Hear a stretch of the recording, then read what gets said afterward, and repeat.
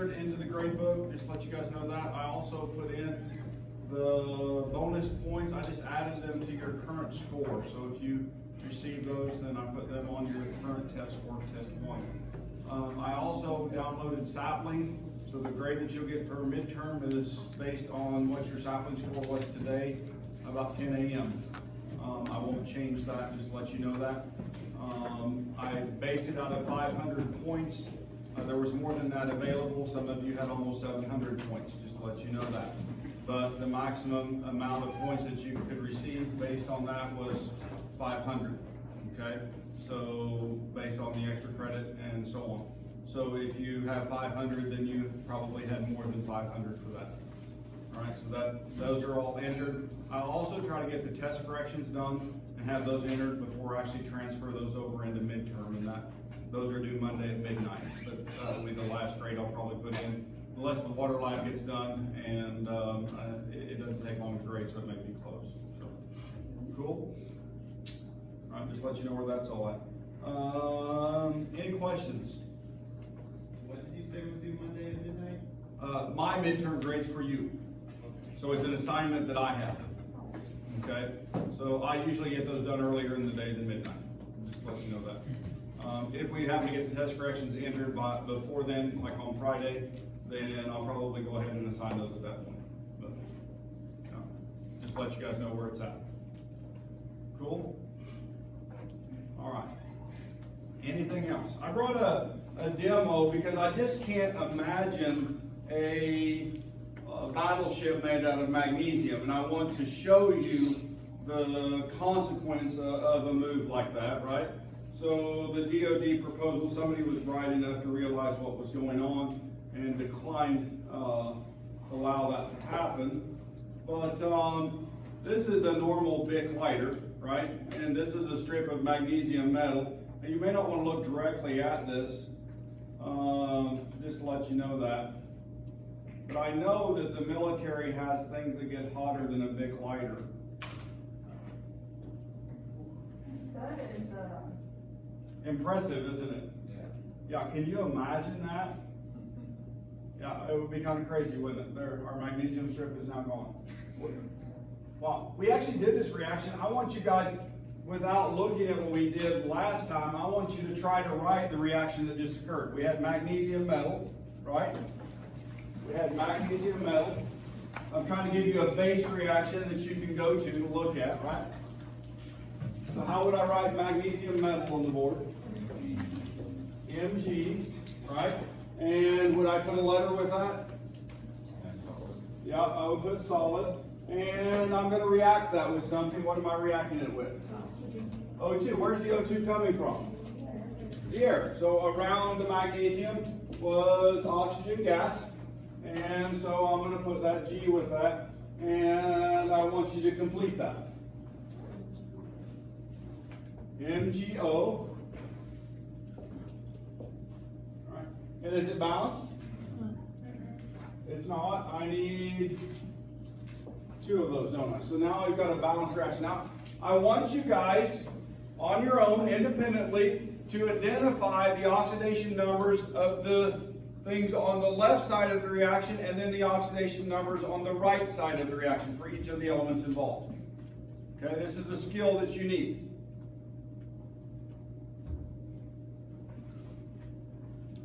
I want you to identify the oxidation numbers on this side of the arrow and on this side for each element involved. What did you assign to magnesium? 0, right? So its oxidation number is 0. What did you assign the O2? 0. What did you assign the magnesium over here? 2 plus. And what did you assign the oxygen? 2 minus. Okay? This is a skill you need. You need to be able to do this. Now, in addition to that, then there's language that goes with this. Okay? And we learned some language last time, and let's see if we can apply that. Which one is being oxidized and which one is being reduced? magnesium is being oxidized. The magnesium is being oxidized and the oxygen is being reduced. Okay, now, I'm going to ask another question. This is another language question. Which one was the oxidizing agent? Oxygen was the oxidizing agent.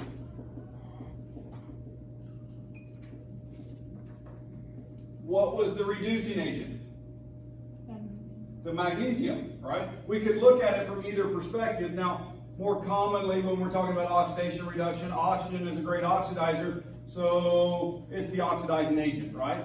But at the same time, we can consider magnesium as a reducing agent, okay? So be aware of that. And that's basic language for oxidation reduction, okay? Now, there's a way to identify it, and we use other, how should we say, understanding to know what's oxidized and reduced. What's going on with the magnesium? We did a half reaction. What's it doing that it is oxidized? When you're oxidized, you do what? You give away electrons, right? And when you give away electrons, you have more protons than electrons. You guys with me? So you're in relationship, more protons to electrons. And so because you have more protons to electrons, then your charge goes up in value, right? And what did oxygen do? It gained 2 electrons. And so in that case, it has more electrons than protons. And so the net charge is negative. You guys see how that all connects? That whole loop right there. The language can be confusing unless you tie it all together, right? It's all connected. There's no oxidation without reduction. There's no reduction without oxidation. It just doesn't happen, okay? So that's one reaction, oxidation reduction. Now, do we single out one side of the reaction or the other sometimes? Yeah, right? And in fact, we do that in half reactions. And we can look at those. In fact, there's a whole appendix of half reactions in the back of your textbook. I didn't bring it today to prove it, but it's there. All right, you guys with me? For oxidation reduction. So, we had oxidation reduction going on. All right.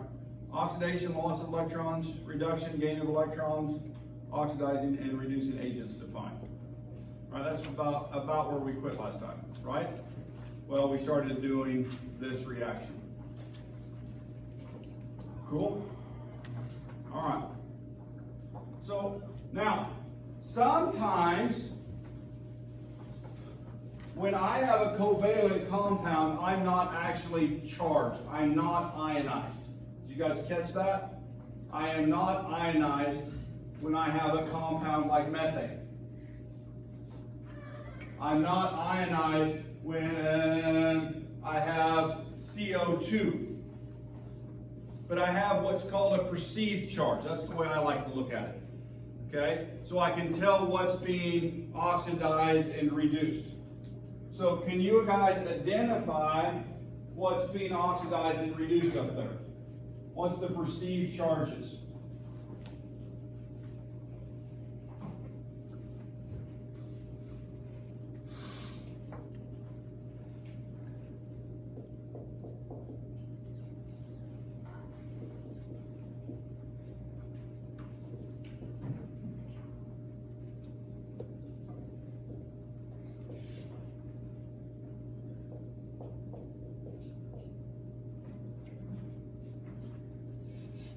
What's the perceived charge of the carbon in the first compound? You have to make a decision right here. Hydrogen can be -1 or +1, right? You guys with me? Yeah. And so, depending on how I define that, my carbon's going to have a different charge.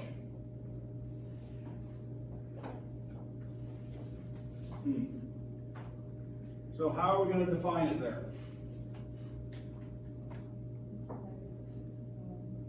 It's -1 there. So if we do that, then it's a +4 on the carbon. Okay?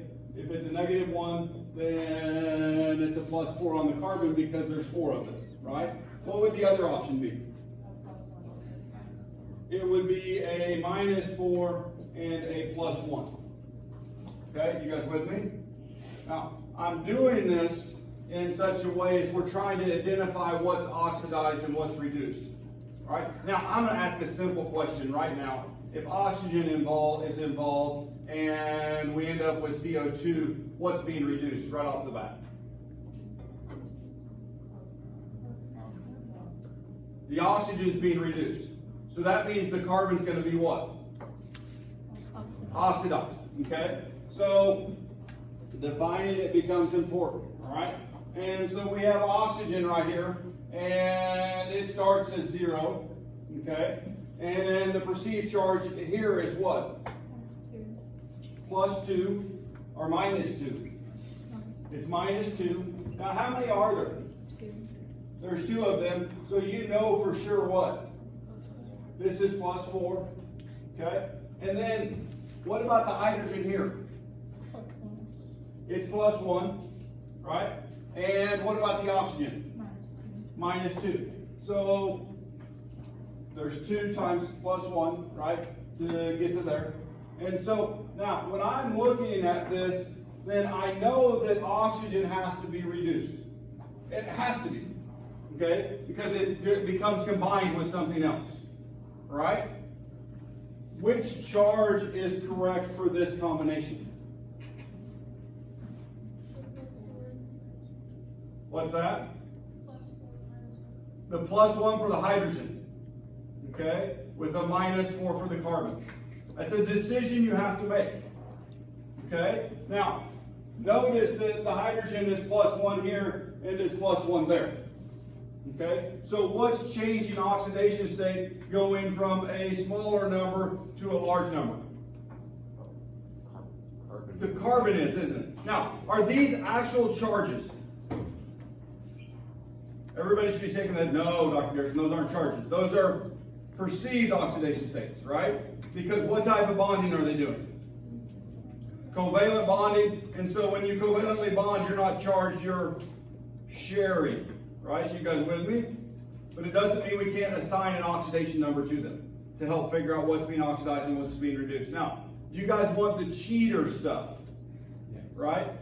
So there's some cheater indicators in the world.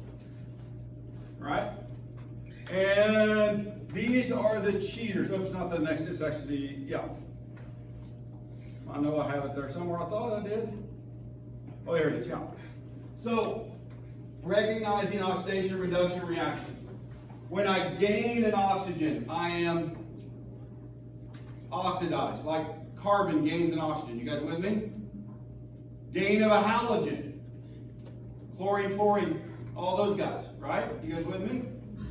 Loss of a hydrogen. Did carbon lose hydrogen up there? It did, didn't it? Okay. What about loss of electrons? That's the definition, isn't it? That one's pretty easy. All right. Increase in oxidation. It went from a minus 4 to a plus 4. You guys with me? What about reduction? It's the opposite of those, isn't it? It's the opposite of those. So if I have reduction, I have loss of an oxygen, loss of a halogen, gain of a hydrogen, gain of electrons, right? And a decrease in oxidation number. I use that last one. For me, I don't identify, well I do, if I see oxygen that's attached to something and it wasn't, then I know it was oxidized, right? You guys with me? So I see that one, you just do it as a chemist. But I really use this one, I try to identify the oxidation number and what it starts at and what it finishes at. Okay, so what was oxidized in this question over here? What element was oxidized? Carbon, okay? And what was reduced again? Oxygen. Practice identifying those. So recognizing reduction, oxidation. All right. There is a list of common oxidizing and reducing agents in your book. And so this is showing that, and it's showing the reaction product for each of those. So we start with for example, an oxidation state of 0 on the top part of that list. When we get down here, we start as a polyatomic ion, and we change. Okay, so the oxidation number on the chromium is changing. the same thing here, okay? So if you start calculating those, and we will, and then the reducing agents, the most common is hydrogen. I like to talk about CO, right? Carbon itself, graphitic carbon is a great reducing agent, but I also can use carbon monoxide gas, and it's used a lot in metallurgy to reduce metal, because it's easily made and available, right? And metals such as sodium, potassium, iron, or aluminum, right? They also do reduction. Cool? Because they become oxidized readily. Yeah. Fun stuff. Don't make this harder than what it is, because it's easy to do sometimes. Try to connect it all into one bigger picture. Have that fundamental idea of what oxidation reduction is, and then how to identify that. That's the kind of the keys in it, right? The keys.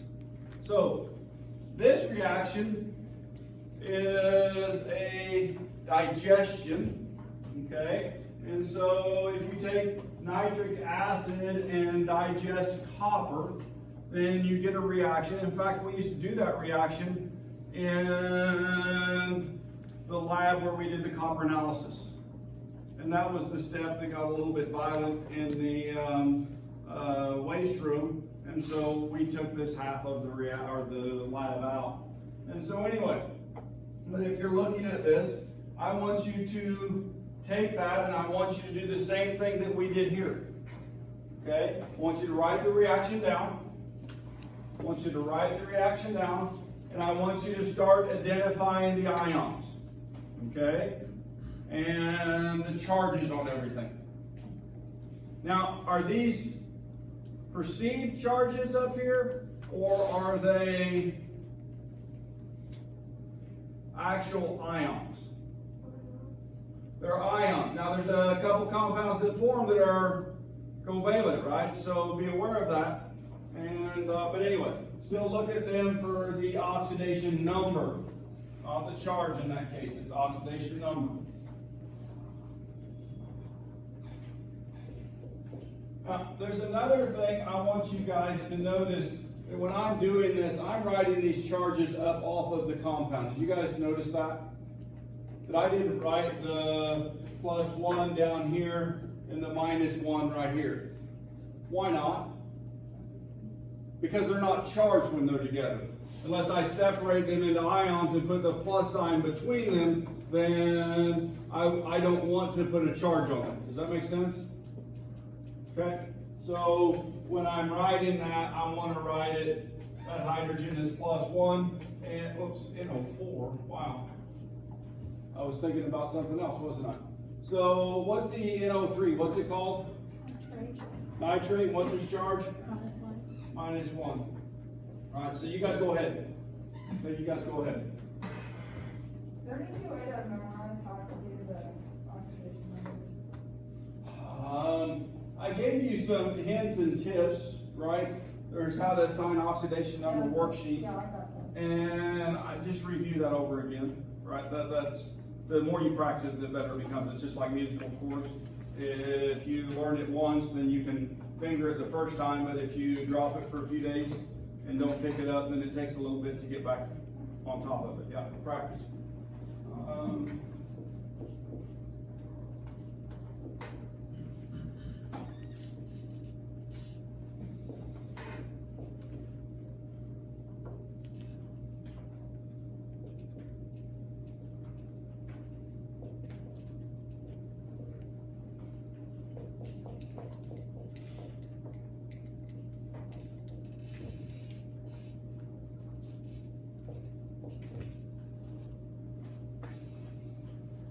Give you guys a few minutes to work. Don't want to get ahead of you. Try to assign those oxidation numbers.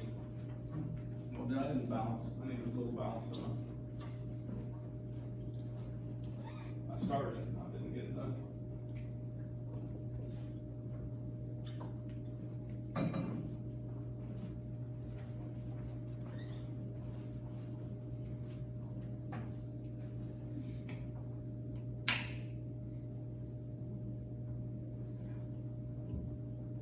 Be brave. Be brave.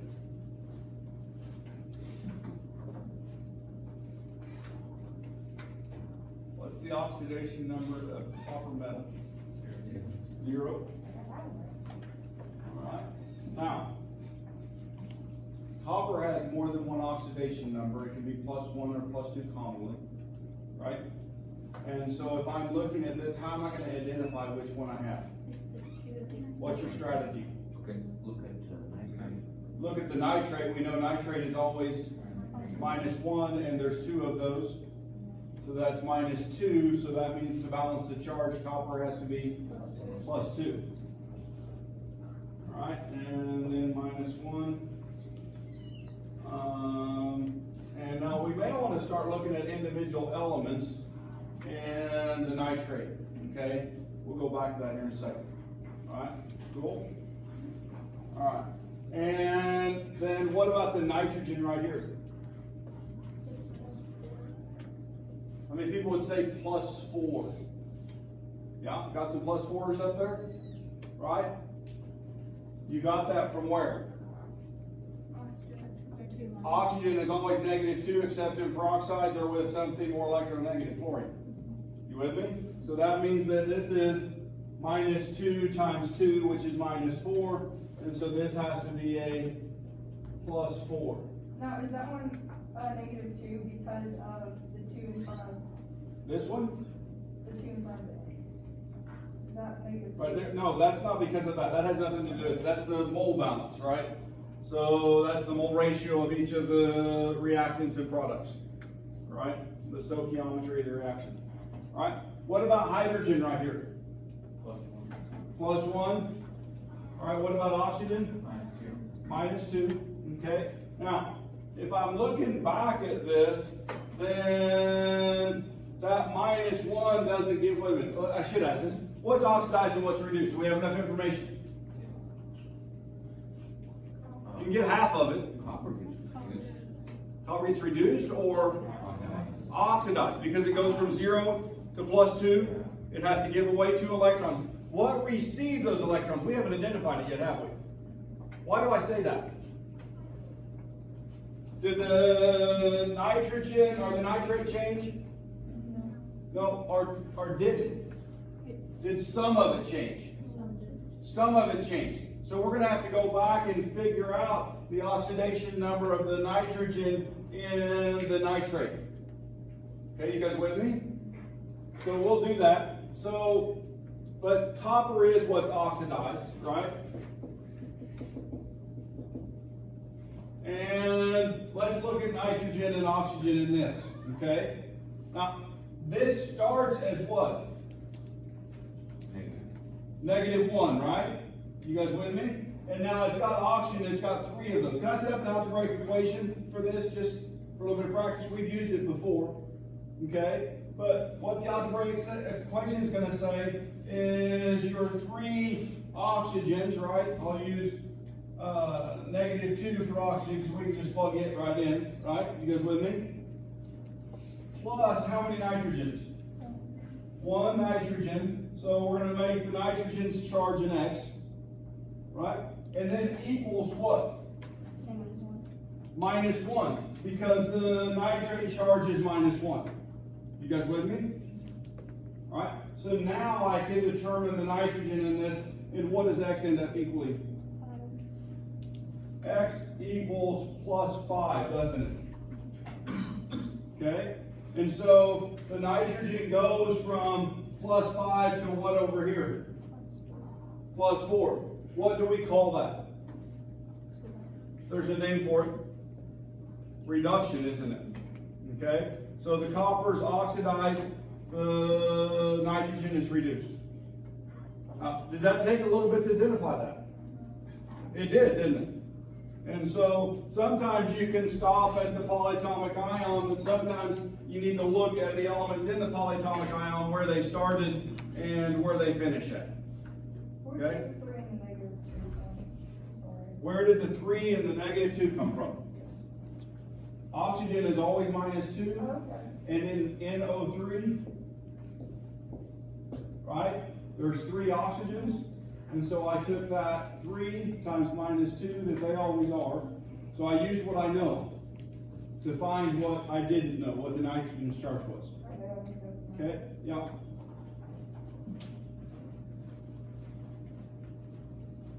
right, questions? Questions? Oh, how about another demo next time? One of my favorites. Yeah. Your compound, your nitrate compound then got reduced? So not the nitrate itself, the nitrogen in the nitrate was reduced. Some of it was, not all of it. Okay. Okay, because we still have nitrate on this side too. So part of it, so the nitrogen in the nitrate, the excess, or the nitrate that moved to here was reduced. Now, can you Okay. assume something like that has happened simply from the appearance of nitrogen on the other side, even for nitrate? Yes, because you can, oh yes.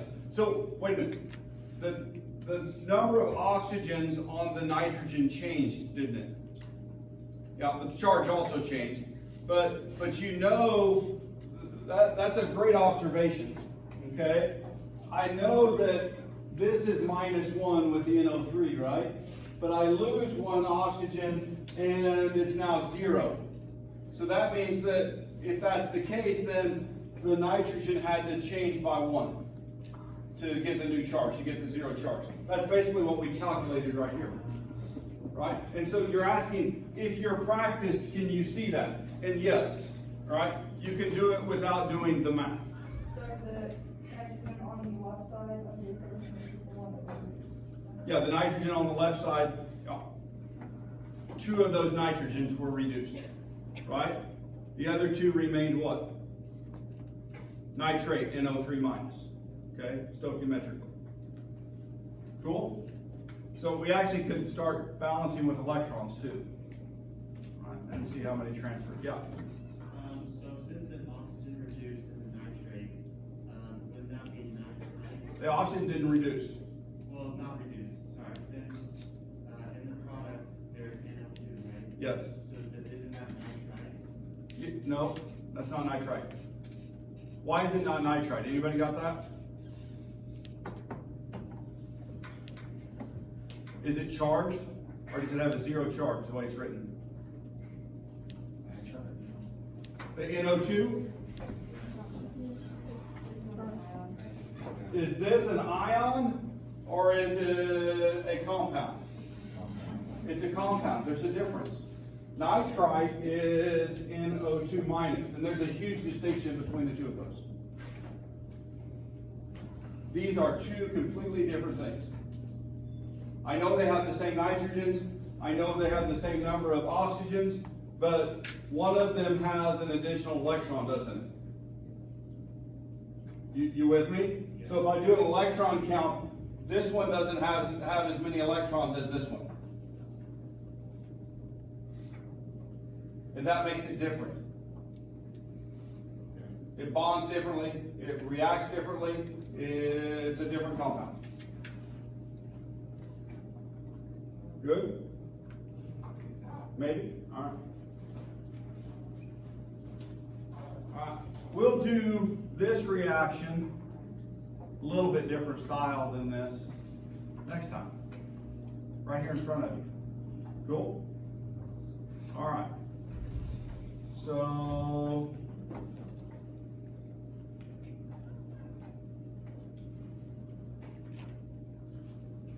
you asked earlier,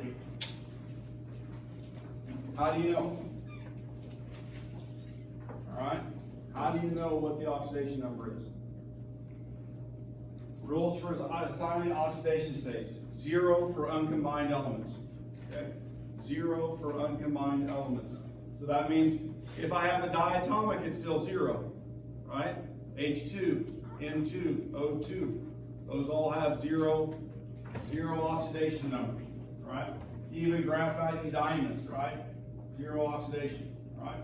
The charge on a monatomic ion is found easily for certain families, okay?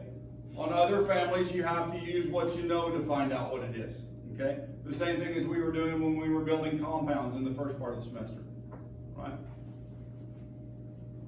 Fluorine. always -1. There's no bigger bully. Okay, electron bully. Other halogens are -1, except when they combine with what? Another halogen or oxygen, something more electronegative. So it would have to be above it in the periodic table. So if iodine were combined with chlorine, then the chlorine would be negative and the iodine would be positive. Are you guys with me? Yeah? So you're using the periodic table now. And then with oxygen, right? With oxygen, then that's the case, right? Hydrogen is always +1 except in metal hydrides. For example, aluminum hydride. Okay? Except in things like aluminum hydride. So what would the formula for aluminum hydride be?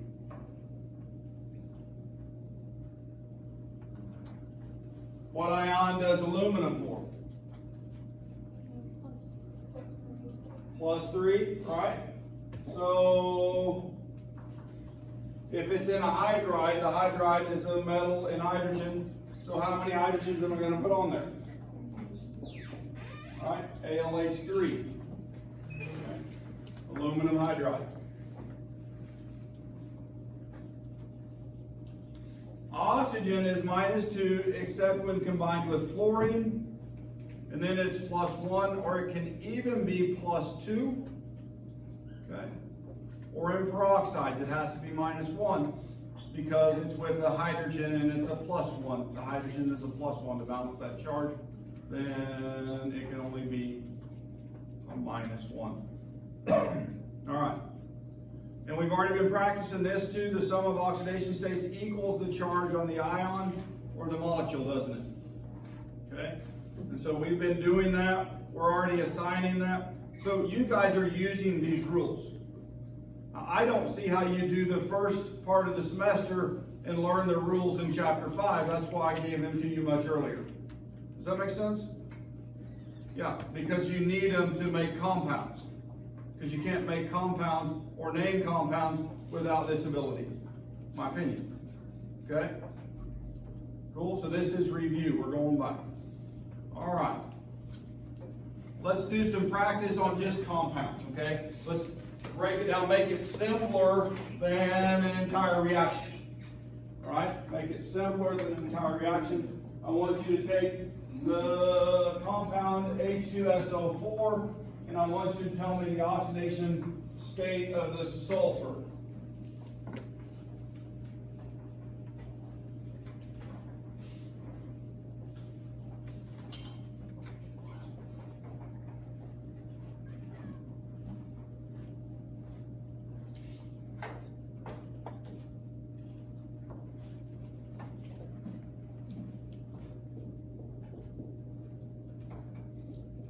We want to set it up as an algebraic equation. We know the hydrogen is going to be what? Is this a hydride? Is it a metal hydride? No. Okay. So if it's not a metal hydride, what's the hydrogen? +1. +1. All right. And the sulfur we're going to call X. Okay. We're just defining terms. And what's the oxygen? -2. Okay. So let's write our algebraic equation. You guys with me? And so 2 times what?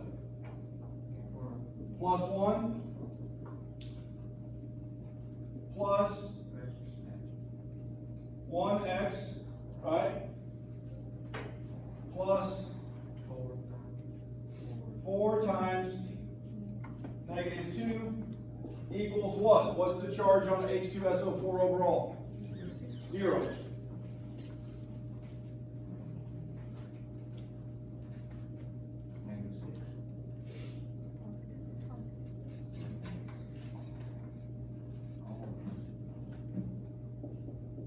And you know it's 0 because it's not combining with anything?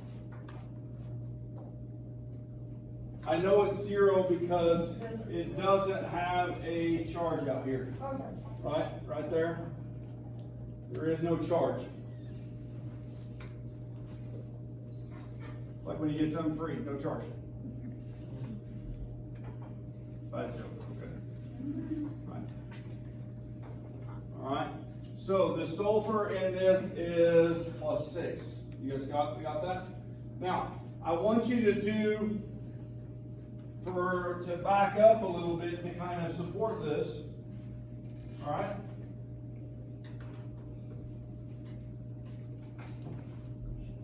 I want you to do the oxidation numbers of nitrogen in NO2, okay, and which is nitrogen dioxide, and in nitrite.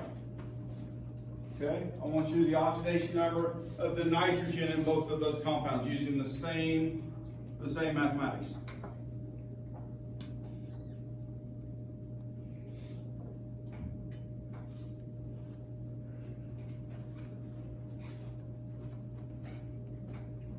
The nitrogen is going to be X, and the oxygen is going to be what? -2. And so when we set up the algebraic equation, then 1x plus what? 2 minus 2 equals what? 0. Okay? And this one is going to be x plus 2 minus times -2 equals what? This is different now. -1. Maybe I should have used a different variable. Here, we'll make this one y. Okay?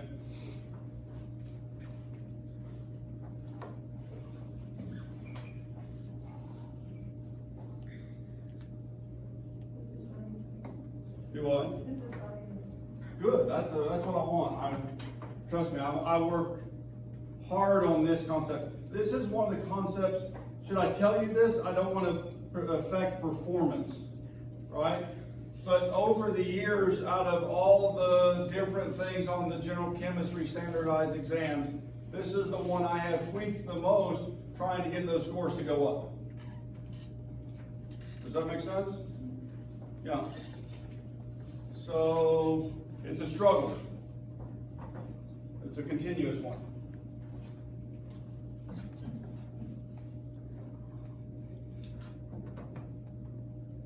So you guys are going to have it down, and you're going to be awesome at it. All right. So what is the nitrogen in NO2? It's +4.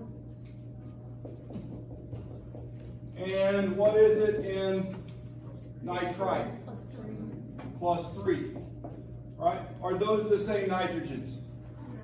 No. When one is +4 and the other is +3, they're different. And so those are two different compounds. Okay? Well, one is a compound, the other is a ion. Okay? And hey guys, this isn't, you aren't the first person who's asked that question in the exact same way. Right? This is an idea that you have to be able to identify when something is an ion and when it's not. Okay? And when it's not, it's a compound. When it's an ion, it's charged. When it's a compound, it's not. Okay? All right. So here we set up the math. Neutral compound, 4 oxygens, 4 times -2 equals -8. 2 hydrogens, 2 times 1 is +2. And so 0 equals +2 plus x plus -8.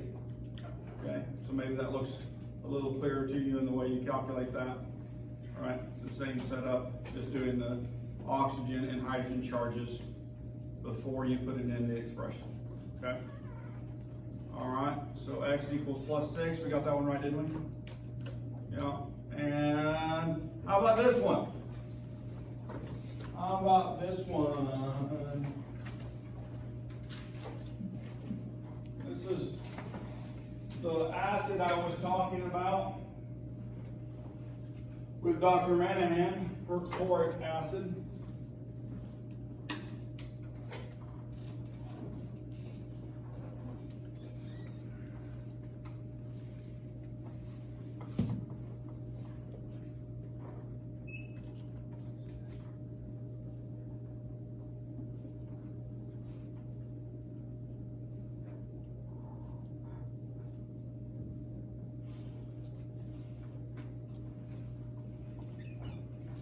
hydrogens are what?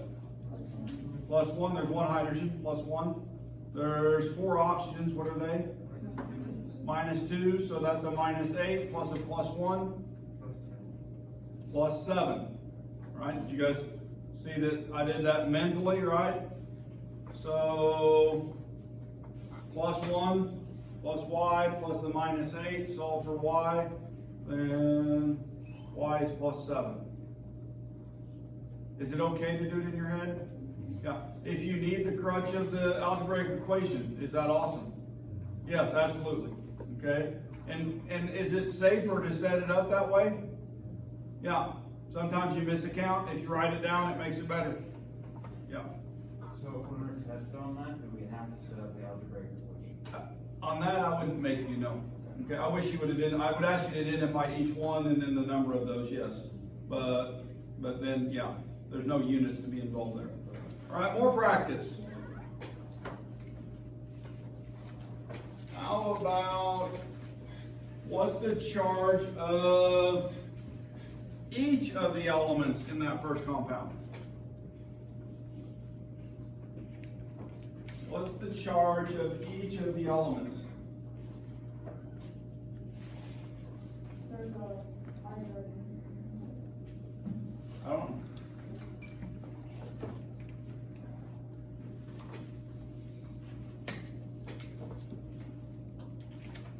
Are you used to your periodic table right now? Individual elements, when we start identifying those, lithium is always plus 1. Okay? Aluminum is plus 3. So now what are you trying to figure out? The hydrogen, and that becomes pretty easy, doesn't it? Because everything else is positive, it has to be minus what? 1 each, right? Because there's 4 of them.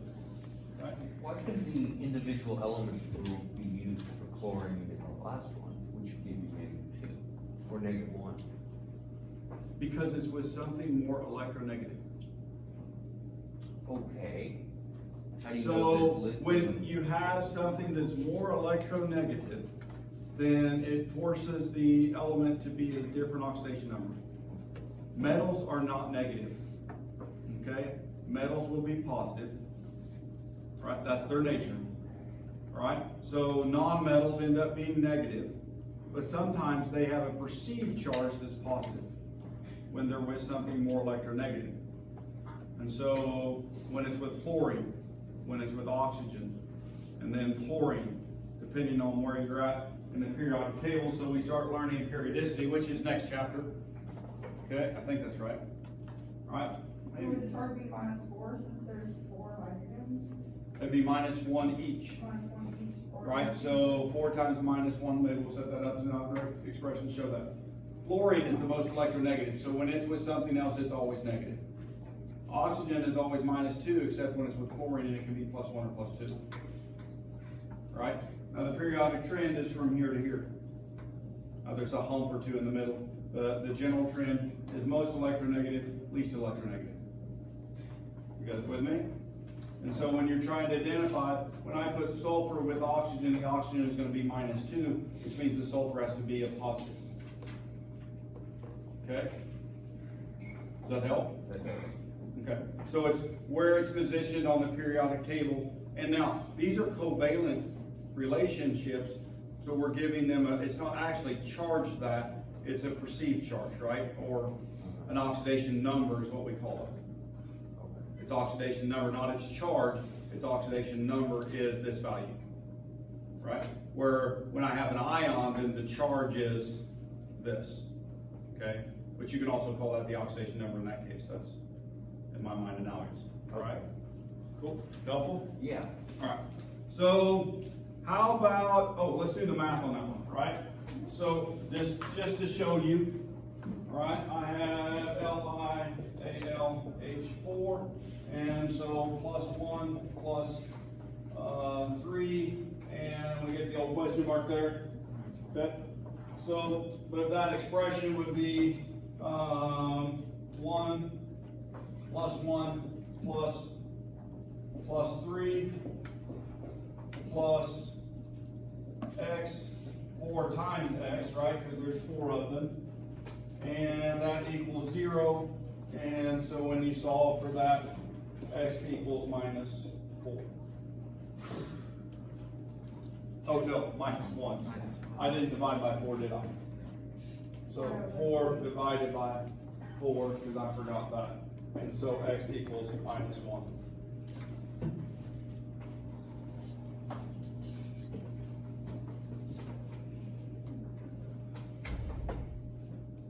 I was just testing secret measures. How about the chromium?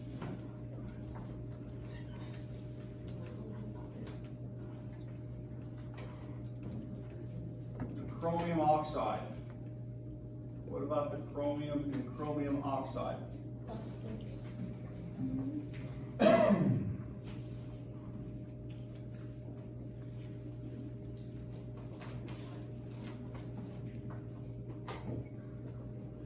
What's the oxygen always?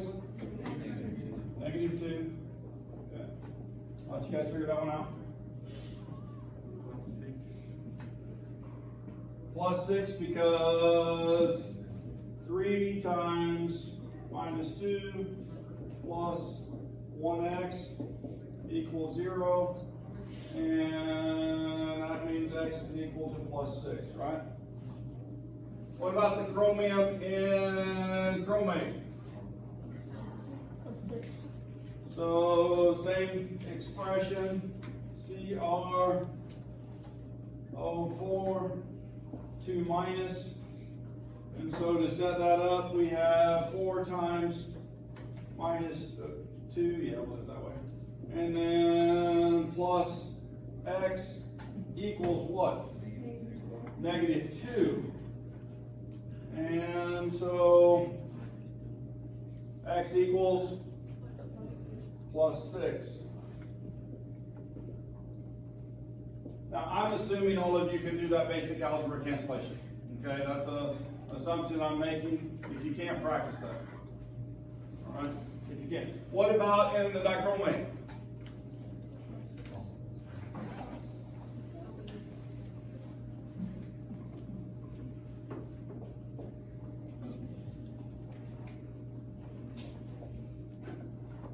So in this case, 7 times -2 plus 2x equals -2. Yeah. And x equals +6. What's oxidation state that's common to chromium? +6 in these compounds, right? Right? Yeah. In fact, I think that's the compound that, or the chromium that Aaron Brockovich, the movie's about. So we can probably talk about that. So the +6. All right, metal acid displacement.